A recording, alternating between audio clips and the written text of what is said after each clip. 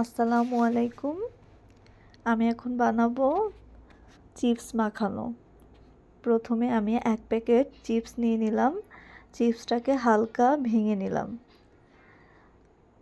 এর মধ্যে আমি টমেটো কুচি,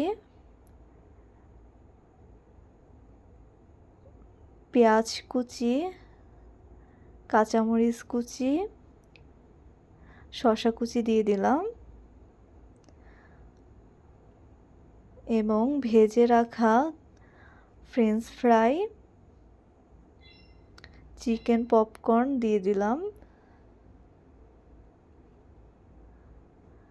এর মধ্যে হালকা লবণ দিলাম এবং রেড চিলি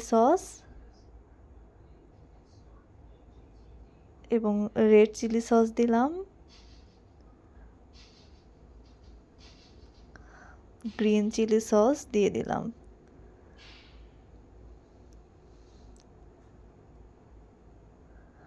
ব্যাস রেডি মজাদার চিপস মাখানো।